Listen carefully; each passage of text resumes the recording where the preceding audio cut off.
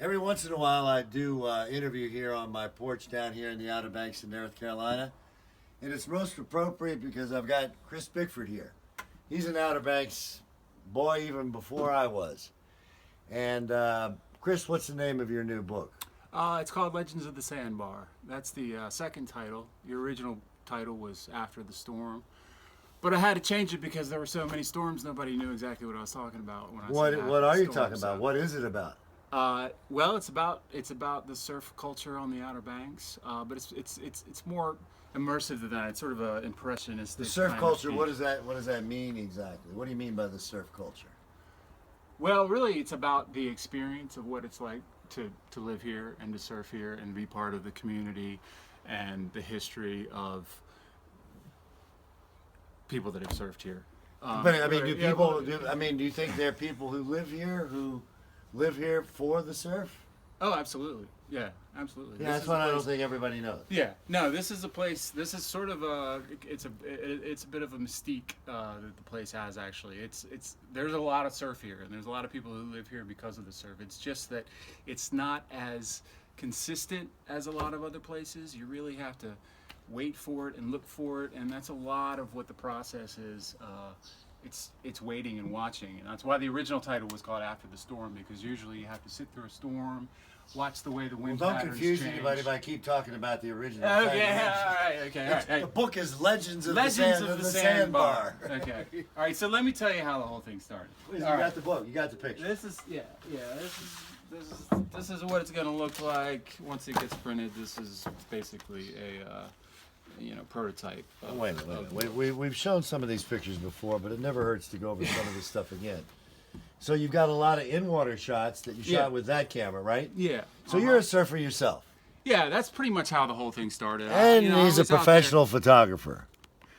Yeah, so I really just wanted to get closer into the water, and this was back in the day before people had GoPros. When I started it, I should say, and I just wanted to get closer. So actually, the first thing I did was I bought a pair of chest waders, and I just took my camera out there and started taking photos one morning, and I just got knocked under by a rip current, and miraculously. The camera survived, but I was He's like right full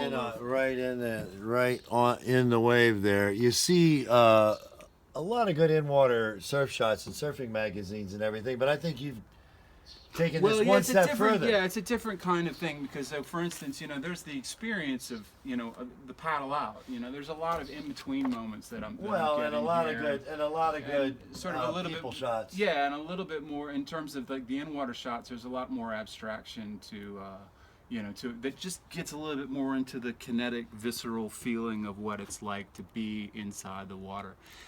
The way that I figured it, this place.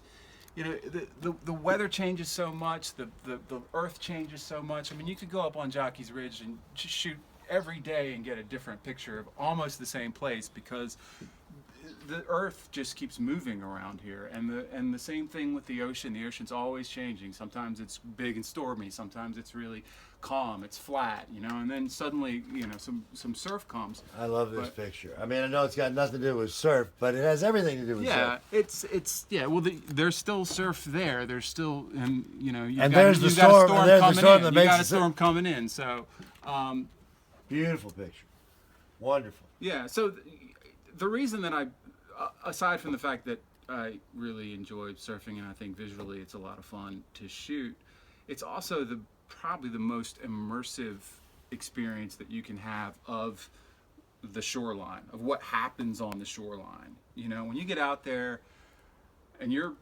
navigating to get out into the ocean and you catch a wave and you ride down that line, like that's about as close to feeling the pulse of this place. Well, explain to people who don't know what you mean by the sandbar, Legends of the Sandbar. What's the sandbar? We live on a sandbar? We live on a sandbar, yeah. This place is about 30 feet deep. Under that, there's sand from a much earlier age. So the Outer Banks is really about 5,000 years old.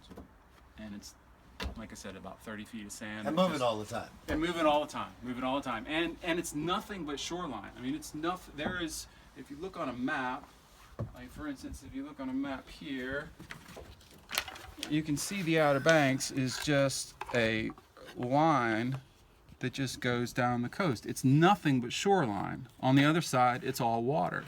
So There's that's not much basically- here. There's nothing here. What are There's we nothing doing There's here? There's just a sandbar. That's all it is. It's a sandbar, and that's what we're living on. It's just Yeah, a bar so of sand pushed out into the ocean. So the people who live down here are like Chris, obviously a little bit crazy, but crazy for his craft, crazy for the surf. It's an incredible book. I've been working with Chris for about 5 years on trying to bring this book to fruition. It's going to happen now, and Yeah, I love the work. Thank you. Love Thank the you. work, I appreciate it. and I hope you people will take a good look at it and check out. Check out Legends of the Sandbar. I almost gave the first title. legendsofthesandbar.com, or you can just go to @ChrisBickford Instagram. I'll be, you can pre-buy. It'll be out in May, but until then, you can still buy the book for a cheaper price than you'll be able to buy it once it comes out. So get on there, buy it.